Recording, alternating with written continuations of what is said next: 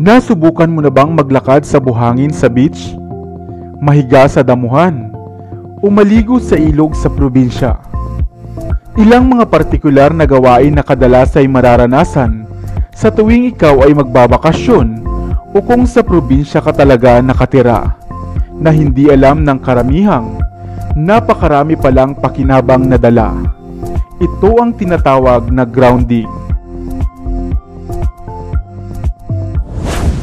At kung ikaw nga ay mayroong mga iniindang karamdaman sa katawan, sakit man sa puso, fatigue, anxiety, depression, at maging problema sa pagtulog, o nais mo ng dagdag na kaalaman, ang videong ito ay para sa inyo. Pero bago tayo magpatuloy, kung bago ka pa lamang dito sa ating channel, ay huwag mong kalimutan na pindutin ang subscribe button at ang notification bell. At mag-follow na rin sa ating Facebook page upang lagi kang updated sa aking mga bagong uploads. Ano nga ba ang grounding? Ang grounding o earthing ay ang natural na pagkukonek natin ng ating katawan sa natural na mundo, ang earth. Dahil ang ating mundo ay binubuo nga ng maraming mga electric charge, vibrations at mga paggalaw. Mga aspetong kailangan din pala ng ating katawan. Bunga ng mabilis na pag-unlad ng sibilisasyon at ekonomiya, madalas ay hindi na nga tayo nakatutungtong sa natural na lupa. Bagkus ay mga tiles, semento, rubber shoes at marami pang mga bagay na namamagitan sa atin at sa totoong lupa. Kailan ka nga ba huling naglakad ng nakaapak sa lupa, sa buhanginan o sa damuhan? Sapagkat ito ay mayroon palang napakalaking papel sa pagpapagaling ng ating katawan sa mga karamdamang iniinda, sa tulong ng mga electric charges buhat sa ating mundong ginagalawan. Ayon nga sa pag-aaral hinggil sa grounding o earthing, ito ay mayroong positibong naidudulot sa kalusugan ng ating mga cells upang muli itong maging aktibo sa paglaban sa mga karamdaman. Ani mo nga, ang grounding ay mistulang antioxidants na natural na panlaban ng ating katawan sa mga sakit at karamdaman. Kagaya ng mayroong mga problema sa puso, mayroong mga inflammation sa katawan, namamagang mga kalamnan, mayroong anxiety, fatigue, at kung hirap ka nga sa pagtulog. Ito marahil ang dahilan kung kaya mas pinipili ng ilang mga may sakit na sa mga probinsya na lamang sila manirahan at lubusang magpagaling upang muling mag-connect sa ating kalikasan. Kaya naman ang paglalakad ng nakaapak sa labas, sa buhanginan, sa putik man, sa batuhan, sa gubat o sa damuhan, o ang paliligo at pagbababad sa dagat o sa ilog ay mayroong mahalagang papel upang mapabilis na gumaling at manumbalik ang lakas ng ating mga cells sa katawan at nang lubusang malabanan ang mga iniindang karamdaman. Sa kasalukuyan nga ay madalas na itong inirerekomenda sa mga treatment ng ilang mayroong mga malalang kondisyon. Mayroon din namang mga grounding mats, grounding sheets o mga patches na ginagamit rin bilang alternatibo.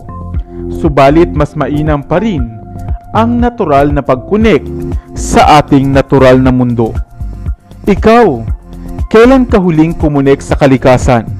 Isang simple at naka-enjoy na aktibidad, subalit mayroon din palang malaking pakinabang at tulong sa ating kalusugan. Kaya ikaw, subukan mo ring ibalanse ang buhay. Huwag puro work, kundi work-life balance lamang. Sana ay may bago kang natutunan sa videong ito. Iwan ka naman ng comment sa comment section sa ibaba. I-like at i-share mo na rin para naman sa kaalaman ng iba.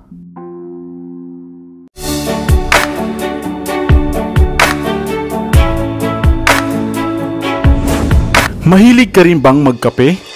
Umaga, tanghali at gabi? Kung gayon, ay isa ka ngang certified coffee lover.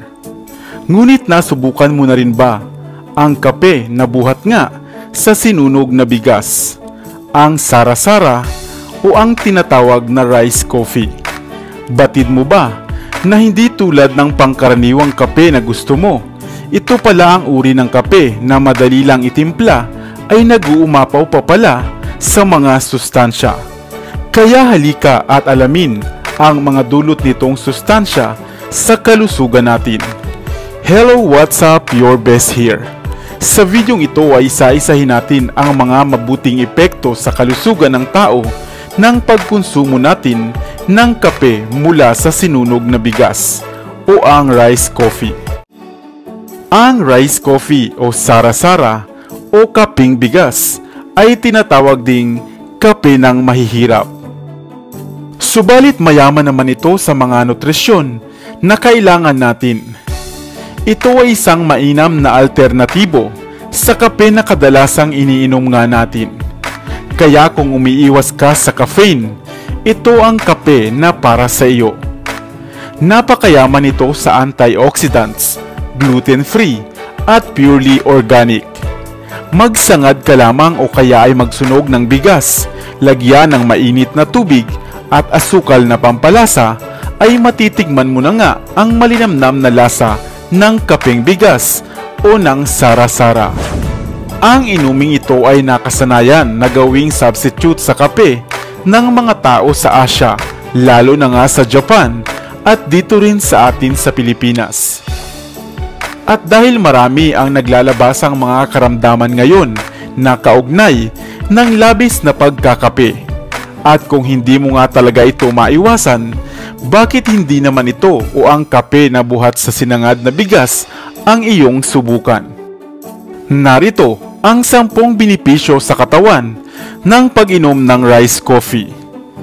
Number 1. Isang mahusay na source ng antioxidant ang kapeng sara-sara o ang kapeng bigas. Number 2. Ang kapeng ito rin ay mayaman sa pectic acid na makatutulong upang makaiwas ka sa pagkakaroon ng colon cancer. Number 3. Isa rin itong mainam na detoxifier at nag-aalis ng mga toxins sa ating katawan.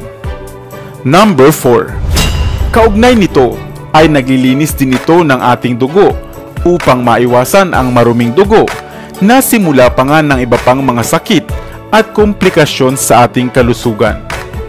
Number 5. At dahil wala itong caffeine, ay madali ka ring makatutulog sa gabi kahit uminom ka pa nga nito ng hating gabi. Number 6. At kung kayo naman ay nagda-diet, talo pa nga nito ang pagkain mo ng brown rice dahil sa mga benepisyo nitong dala. Number 7. Mababa rin sa calorie ang kapeng bigas, kaya hindi ka tataba kahit mahilig ka rito. Number 8.